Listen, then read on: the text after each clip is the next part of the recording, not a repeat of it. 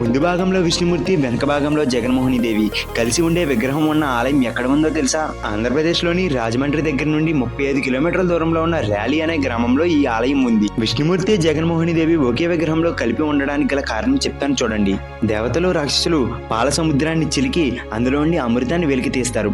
ఆ సమయంలో దేవతలు మరియు రాక్షసులు అమృతం కోసం కొట్టుకుంటారు.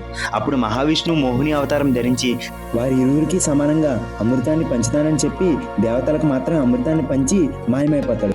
మోహిని రూపంలో అద్భుత సౌందర్యాన్ని చూసిన పరమశివుడు పార్వతీదేవుని కూడా మరిచి ఆ మోహినిని అనుసరించడం మొదలు పెడతాడు. తర్వాత వీరిరువురి కలయిక వల్ల అయ్యప్ప స్వామివారు పుట్టారని చెప్పి మనకు పురాణాలు చెప్తున్నాయి. మరియు ఈ విగ్రహం ఉన్న ప్రాంతానికి ర్యాలీ అని ఎందుకు పేరు వచ్చిందో కూడా చెప్తానో చూడండి.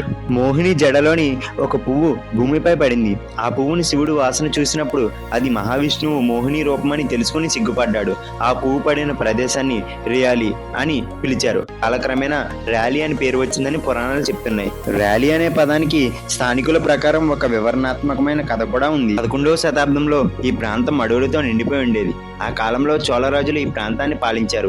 ఆ సమయంలో శ్రీ రాజా విక్రమదేవుడు వేటకు వచ్చి ఒక పెద్ద పొన్న చెట్టు కింద విశ్రాంతి తీసుకుంటూ నిద్రపోయాడు. అతనికి స్వప్నంలో మహావిష్ణువు దర్శనమిచ్చి, నా విగ్రహం ఈ నేలలో ఉంది, ఒక రథాన్ని ఈ ప్రాంతంలో లాగించు, రథం గోరుపడిన చోట త్రవ్వితే నా విగ్రహం లభిస్తుంది అని చెప్పారు.